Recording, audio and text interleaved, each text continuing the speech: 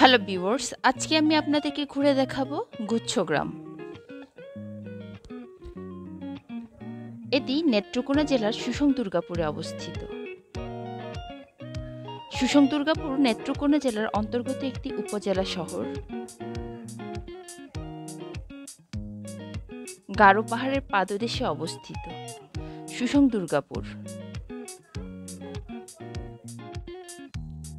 সুষং দুর্গাপুরের প্রধান আকর্ষণ ক্ষুদে জনগোষ্ঠীর বসতি, পাহাড়, নদী, টিলার পর টিলা। ভারতের পশ্চিম মেঘালয়ে গারো পাহাড়ের দক্ষিণমুখী সম্প্রসারিত পাহাড় এটি।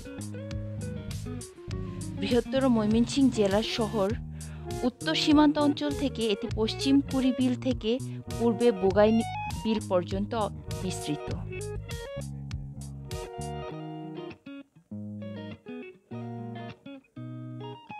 গারো পাহাড়ে গারো, হাজং উপজাতি বসবাস করে। গারো পাহাড়ের মধ্যস্থল দিয়ে বৃহত্তম সুমসাং নদী প্রবাহিত হচ্ছে। নদীর উভয় তীরে গারো উপজাতির বসবাস। আজকে আমি আপনাদেরকে ঘুরে দেখাবো গারো উপজাতিরা কিভাবে বসবাস করে এবং কোথায় বসবাস করে।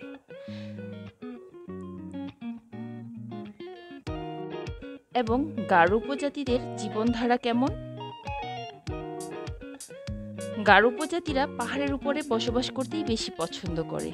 উঁচু নিচু পাহাড় বেয়ে গারো উপজাতিদের বসবাস। আমার পাহাড় বেয়ে ওঠার অভ্যাস নেই, তাই অনেক কষ্ট হচ্ছিল, তাই একটা গাছের নিচে বসে পড়লাম।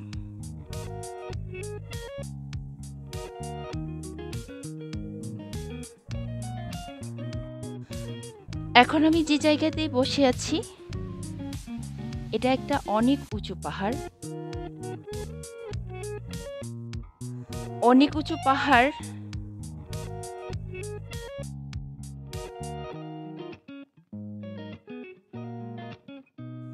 এক বাসা থেকে অন্য বাসায় যেতে হলে উঁচু নিচু পাহাড় বেয়ে যেতে হয়।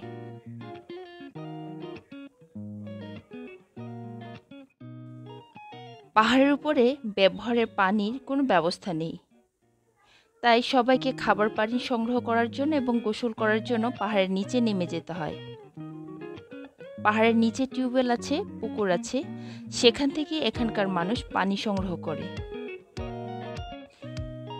এখানকার অধিকাংশ মানুষের বাড়ি মাটির তৈরি, কিছু কিছু রয়েছে পাকা বাড়ি।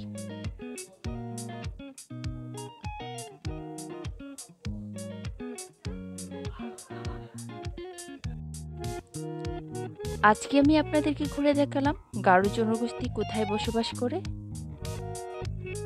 সেটা। আজকে এই পর্যন্তই, আবারও আপনাদের সাথে দেখা হবে অন্য কোনো ভিডিওতে। আমার চ্যানেলটি সাবস্ক্রাইব করতে ভুলবেন না যেন। সবাই ভালো থাকবেন, সুস্থ থাকবেন। আল্লাহ হাফেজ।